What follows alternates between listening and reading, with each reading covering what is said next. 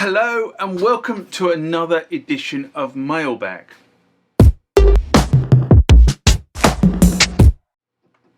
What is Mailbag? Well, Mailbag is a feature of the channel where you guys leave lots of comments on the channel and I attempt to answer those comments, or if I can't answer those comments, I throw it out to you guys who have more knowledge on some of this stuff than I do.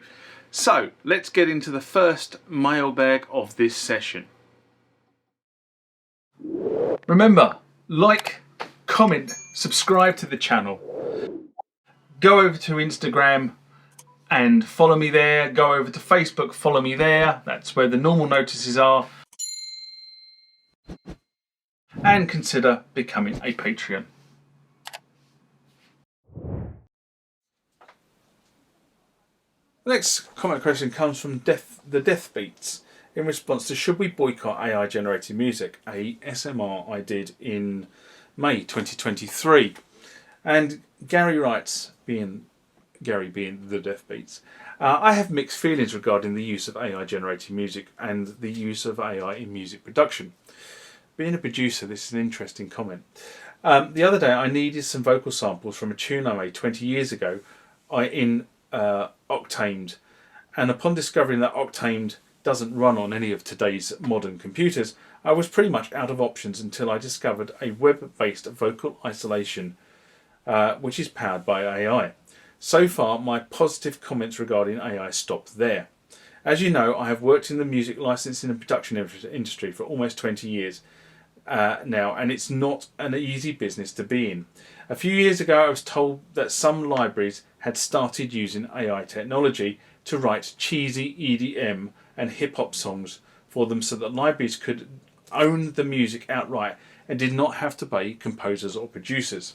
At this point they were being told that the AI couldn't produce anything too meaningful, so there would still be a market for human-made music, especially when it came to cinematic scores and songs, etc. I'm not sure that there's that case anymore. I don't think I need to say much more about the issue, as you can probably see where it's going.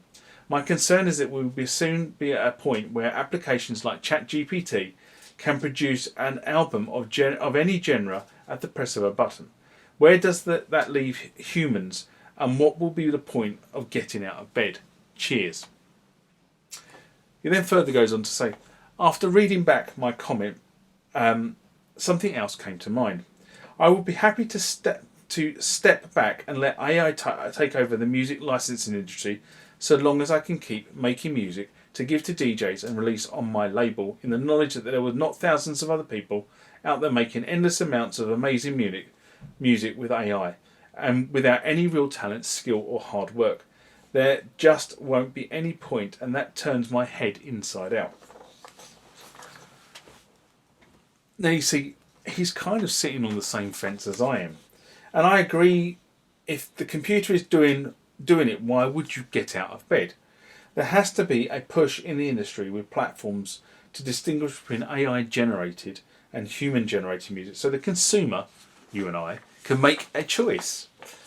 And I don't think, and thinking about this sort of DJing perspective, you don't need them either. The venue owners can program an algorithm to give me a classic disco night or a house night from a generated AI content, and therefore avoid venue fees, licensing fees, DJ costs. Gone will be the days of your Carl Cox or your Armin van Buuren. So you could say it's all gone a little bit Pete Tong. This is one stage further, and if AI is generating music, why do you need hardware? So the instrument manufacturers might as well pack up shop as well. There will be no musicians to buy their product.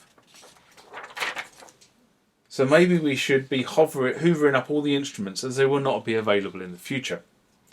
The connotations of this topic are very far-reaching and not thought through. Now Gary writes back and says, the DJ thing is concerning, and it's something I was talking about with Benny Page and Dope Ammo in Mexico City a couple of weeks ago. We are already at the point where DJs don't actually DJ anymore. They simply press buttons.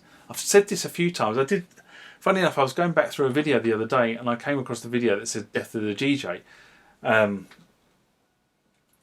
I raised some questions about, have we lost the art? Back in my days, you span the platter.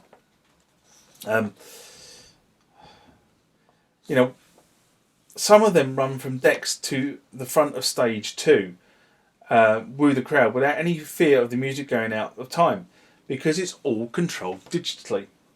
We are talking about the fact that only added value of a DJ can bring is when they have a lot of big tunes out there and people want to see the person who made them. I might dispute that one as well. The other issue is that the vast majority of DJs cannot arrange the music properly and cannot work out which tunes go well together. Anyway, if an AI starts to make the tunes, then there will be no DJs for the people to come and see. But that's fine, because AI will do all the mixing as well. Oh man, isn't it insane?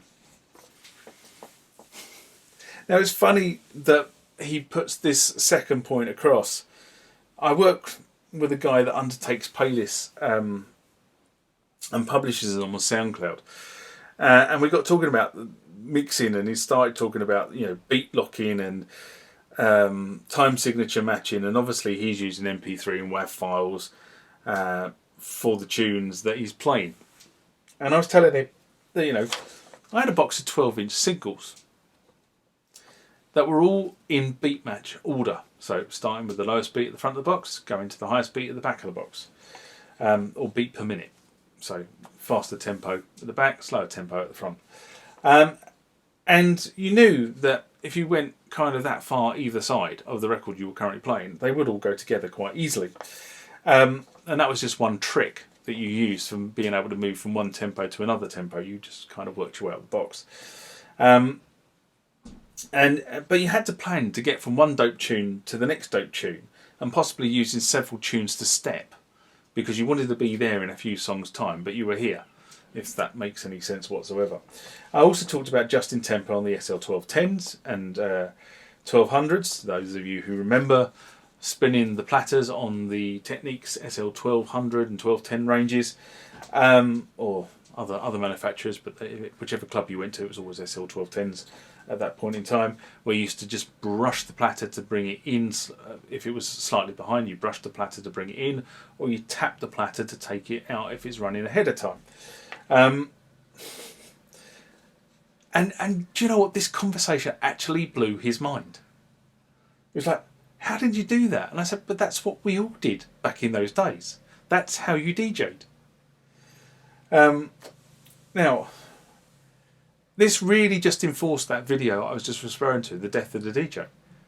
Because you've got new DJs, and exactly what Gary's just said in his, it's all done digitally. You press a button, you beat lock it. Once you've beat locked it, all you've got to make sure is that you've got the bass drum in sync, and boom, you can mix it. There's no skill in that. The skill is probably selecting the tunes, but no skill in the mixing part of it. What would happen, if the guy turns up at the DMC, what used to be the DMC Mixing Championships, with a set of Pioneer CDJs, and just beat locked it?